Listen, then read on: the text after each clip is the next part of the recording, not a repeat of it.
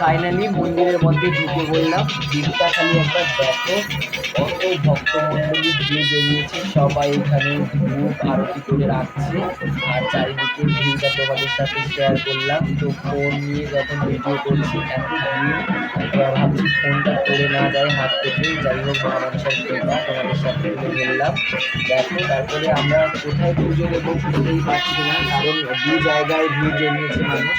তো সেখানে দেখতে পাচ্ছি দূরে মূর্তি, আর এই যে দেখো আমি এখানটায় একটু ভিডিও করে দিল, ফোন মেরে দিল। চলো তোমাদের আসল মূর্তি দেখাই। এইখানটায় দেখলাম সবাই গোল করে মাথায় সমস্ত পুজোর ফল বাতাসা সব নিয়ে, দুধ কলা নিয়ে সব দাঁড়িয়ে রয়েছে। আর ওই পাশে দেখালাম মূর্তি রয়েছে ওখানে। আর এখানটায় কি, এই দেখো এটা ভোগ, এখানে সবাই পুজো দিচ্ছে। কিন্তু আরেকটা জায়গায় দেখলাম সবাই গোল হয়ে দাঁড়িয়েছে, সেইটা তোমাদের দেখানোর চেষ্টা করবো। এই দেখো, এটা হচ্ছে কি মানে সাপের যে ঢিপি, সাপের ঢিপি, আর এটা হচ্ছে পদ্ম পাতা, আর পাশে রয়েছে পদ্ম।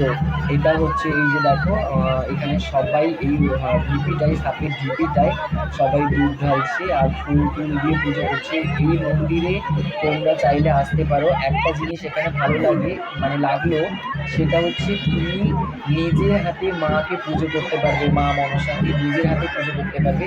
এই মন্দিরে কোনো ব্রাহ্মণ ঠাকুর নেই, কোনো ব্রাহ্মণ ঠাকুর নেই। যখন এখানে বড় পুজো হয় তখন ব্রাহ্মণ ঠাকুর থাকে, না হলে এখানে ব্রাহ্মণ ঠাকুর থাকে না।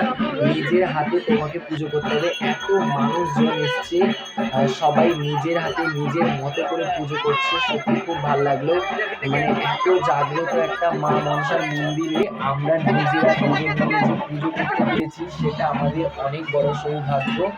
যে তারপরে এখানে দেখলাম, এখানে দেখো সবাই প্রতিমা এখানে দান করেছে, দিয়ে পুজো করেছে, কত প্রতিমা দেখো। আর এখানে যেদিন পুজোর দিন সেদিন এখানে ছাগলের বলি দেওয়া হয়, হাজার হাজার বলি দেওয়া হয়, সবাই বললো, শুনলাম সবার কাছ থেকে। আর দেখতে পাচ্ছ কত মনসা ঠাকুর সবাই মানত করেছে। এখানে মনসা ঠাকুর দিয়ে, যে যার ব্রাহ্মণ ঠাকুর দিয়ে, যে যার হাতে করে সবাই মনসা পুজো করছে।